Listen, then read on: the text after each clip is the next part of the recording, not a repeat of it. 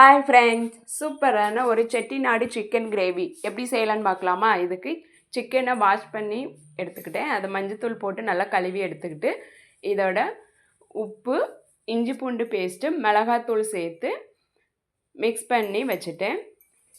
இது ஒரு 1/2 hour அப்படியே மேரினேஷன் ஆகட்டும். இப்போ ஒரு வடச்சட்டி அடுப்பில் வச்சு எண்ணெய் ஊற்றி 2 ஸ்பூன் தனியா, 4 வரமிளகாய் சேர்த்துக்கிட்டேன். இதோட ஜீரகம், மிளகு, சோம்பு, கசகசா, பட்டை, கிராம்பு, ஏலக்காய் எல்லாமே சேர்த்து ஃப்ரை பண்ணிக்கிட்டேன். ஃப்ரை ஆனதும் இதோட ஒரு 200 கிராம் சின்ன வெங்காயத்தையும் சேர்த்து வதக்கிக்கிட்டேன். வெங்காயம் நல்லா வதங்கினதும் இதோட ஒரு தேங்காய் கொஞ்சம் கட் பண்ணி சேர்த்து அதையும் வதக்கிக்கிட்டேன். இதோட ஒரு 4 தக்காளியை சேர்த்து வதக்கி எடுத்துக்கிறேன்.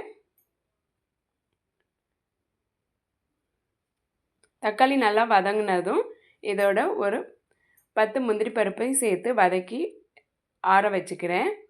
இப்போது ஒரு பாத்திரத்தை அடுப்பில் வச்சு எண்ணெய் ஊற்றி சோம்பு, பட்டை, பிரியாணி இலை, கிராம்பு எல்லாம் சேர்த்துக்கிறேன். இதோட கட் பண்ணி வச்சுருக்கிற சின்ன வெங்காயமும் ஒரு பெரிய வெங்காயமும் பொடியாக கட் பண்ணி வச்சுருக்கிறேன், அதையும் சேர்த்து வதக்கிக்கிறேன். வெங்காயம் வதங்கினதும் இஞ்சி பூண்டு சேர்த்துக்கிறேன். இஞ்சி பூண்டு பச்சை வாசனை போனதும் இதோட மேரினேஷன் பண்ணி வச்சுருக்கிற சிக்கனை சேர்த்து வதக்கிக்கிறேன். சிக்கன் நல்லா தண்ணி விட்டு வேகட்டும். தண்ணி எக்ஸ்ட்ரா சேர்க்க தேவையில்லை, சிக்கனில் உள்ள தண்ணியே போதும். இப்போது அரைச்சி வச்சுருக்கிற மசாலாவை நல்லா ஃபைன் பேஸ்ட்டாக அரைச்சி எடுத்துக்கிறேன். இதை சிக்கன் பாதி வெந்ததும் அந்த பேஸ்ட்டை இதோட சேர்த்து நல்லா மிக்ஸ் பண்ணி விட்டுக்கிறேன். மிக்ஸி ஜாரை கழுவி அந்த தண்ணியையும் சேர்த்துக்கிறேன்.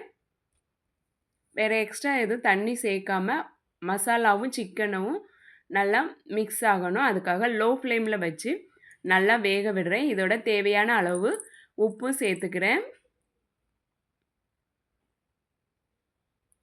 சிக்கன் நல்லா வெந்ததும் இதோட ஒரு 2 ஸ்பூன் அளவு குழம்பு மிளகாய் தூள் சேர்த்துக்கிறேன்.